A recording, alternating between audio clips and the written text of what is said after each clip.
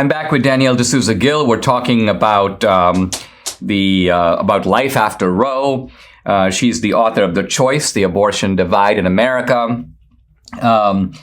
So Danielle, when this decision came out, I was really struck by something that Trump said. He said, "God did this," right? And for a while, I thought to myself, what an interesting thing to say. And I interpret it this way: that you got two camps on this issue. And one camp is made up of, in some ways, the most evil and selfish people in America. And the other camp is made up of the sweetest and simplest and most unselfish people in America, because even if they win, they don't get anything out of it. They're fighting for the lives of other people. And so it's rare in a society where normally the wolves get the better of the sheep. This was sort of a win for the sheep. And in that sense, I think that's the true meaning of Trump's "God did this," because it's almost like you need a shepherd to intervene on behalf of the sheep for the sheep to win a big one against the wolves. I'd just like you to comment about the pro-life community, and because they're also now getting ready for a big struggle in the States. Are they up to that task? Absolutely. I think that, it very much reminds me of kind of the parable of the lost sheep, of the lost coin, where the shepherd says, have my 99 sheep, but I'm still going to go out there looking for the last one. And I think that's what the pro-life movement is going to do. We're going to say, you know what, we've saved so many babies now. This is such a huge victory. Only God could have done this. But we're not going to give up, because there are still babies in these other states who are going to be at huge risk of being killed in the womb. And so we're not going to give up until every single last sheep we have, found again. And so I think that pro-lifers are probably just invigorated from this, and probably are going to see this as something they've prayed for a long time. But we're definitely going to keep working on this. It's really just gone back to the States, and that doesn't mean that this is over. Yeah.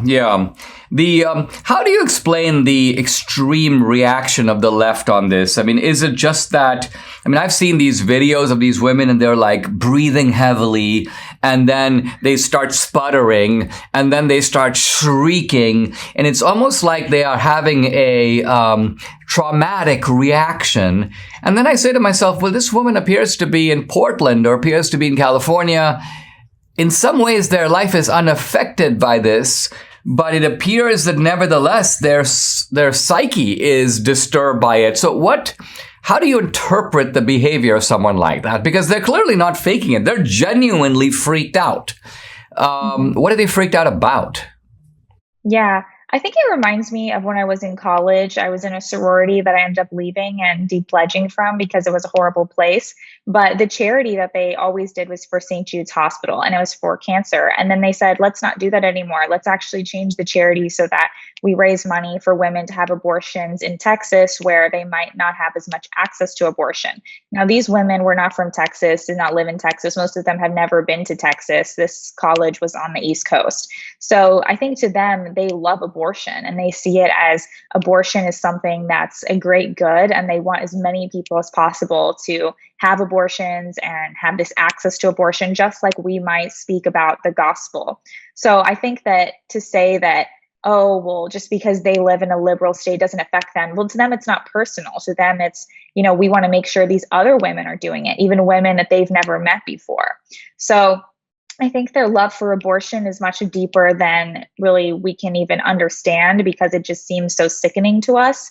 And when we see these images of these women, with these huge pregnant stomachs saying like not a human inside with arrows, we're like, oh my gosh, this must be just some random deranged individual. But actually, there are many people like that on the radical left who are these big protesters, and that's the message they're spreading in colleges.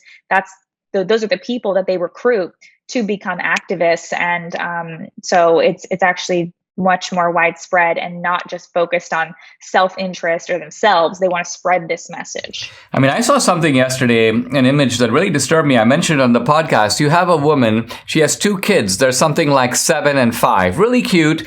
And she's at obviously a pro-choice rally, and she has a sign that says, no one should have to go through this. That's her sign, right? And I was thinking to myself, now it could be that she just made the sign and then just grabbed her kids and told them to come. But when you look at the picture, she appears to be saying, no one should have to go through the agony of what I've had to put to with these two on my hands. It's almost like, I mean, it seems just such a violation. Forget about the scripture or the sacraments. It's a violation of that basic bond between mother and child. And for me, it was dramatized in that photo. So what you're saying really is, for these people, abortion has become a positive good in the same way that slavery became a positive good for an element of the South, the democratic South, in the 19th century. Yeah, I mean, this woman on The View named Sarah Haynes, who's supposedly the moderate Democrat, she's from Iowa or something. And, compared to Whoopi Goldberg and Joy Behar, I guess she's supposedly the moderate one. But she basically has said in the past, the older my kids get, and I think she has a couple kids, the more kids I have, the more I realize why people don't want them. And the more I realize why people would never want to have kids, basically. And I think that would just be so sad to be her kids watching her say this on television, because she's basically saying, the more I get to know you, the more I hate you or find you to be a great burden on me. So I think it's really the opposite of the pro-life message, which is, actually, we're saying this might seem like a very crazy and surprising thing, but once you get to know this child and they're older, you will be so glad that you had them. But she's basically saying the opposite.